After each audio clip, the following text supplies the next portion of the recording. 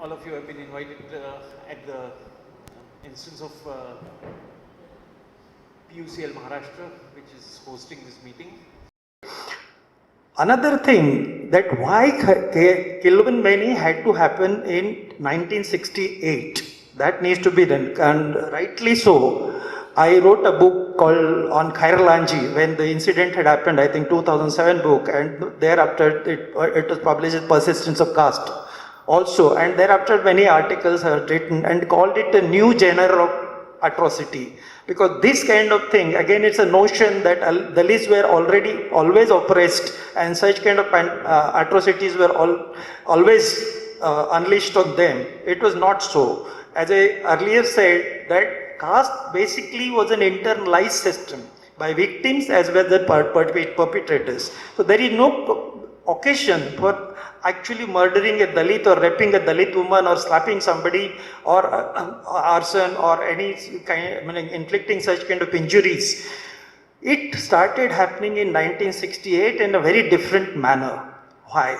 That question remains unanswered. Why it happened was, then you have to go into the political economic aspect taken up, or that befell this country. You know, immediately after 1947, they actually undertook the land reforms. There was a hunger for land everywhere, and that was a promise made during freedom struggle. So land reforms had to be taken, but the land was a state subject. And the central thing they legislated and actually passed on to states, and it was variously implemented. Nobody knows for sure how land reforms have taken place in India. That is the thing. The land reforms, the way they have taken place, and again you could find out some pocket where it has not happened in that way, but in broadly, and people are in agreement, the broadly what happened was the erstwhile tenants of the landlords became sort of owners of the land. The land was given to them.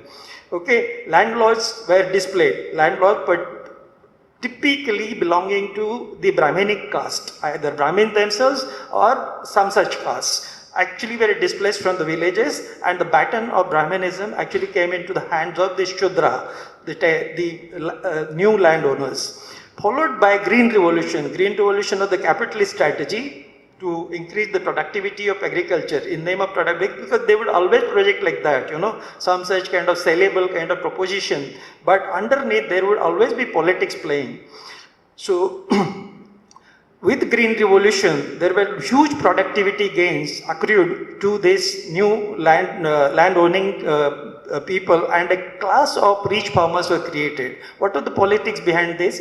Because Congress, although in power, did not have assurance that they have something like a control on a rural land, and they wanted something that they needed to create an agents, the extended hand in the rural areas. So this became sort of the class of rich farmers became that. And these rich farmers, as the surplus of agriculture started flowing in many kinds of industries, they became petty bourgeois, etc. And Green Revolution flooded the rural area with capitalist relations. Like markets came up, money markets came up, like credit market came out, input output markets came, service market came, all kinds of markets had come up in rural areas. So that became, but they preserved caste, because caste had a utility. They could, with caste, they could suppress the thing. So the wages of the Dalit who were going to work on their fields. So it's purely a capitalist logic that operated, and Kilvanmany is an illustrative example where actually the conflict came through the wages basically. Okay, that the Agriculture Workers Association versus something like a Paddy Producers Association owned by Naidus, typically a Shudra caste rich farmers, and typically the Dalits. Actually it was a class contradiction, but given way through the known fault lines of caste, and became a huge caste atrocities. And this way those 42 women and children majorly were burnt alive.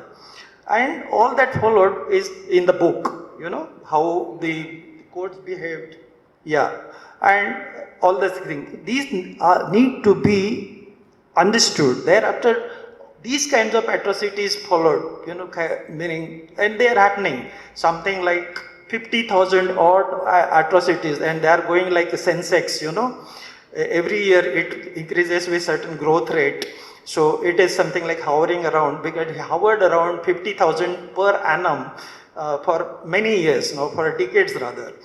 And typically it is said, 10 Dalit women are raped every day, and 3+ Dalits are murdered every day. That is the extent of this atrocity and injustice that is going on in this land. So a lot of the discussion has been about this phenomenon of mass violence and how it comes about in the post-colonial sort of era, and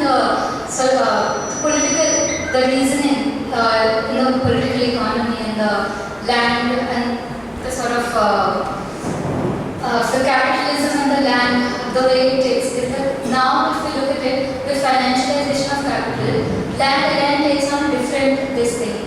So what new forms of casteism do we get to see? So just in my mind, what I was thinking is what is happening in IITs, what is happening in this, what we call the cultural capital, and how those forms are evolving, and how do you connect this to this changing political economy now that capital has financialized?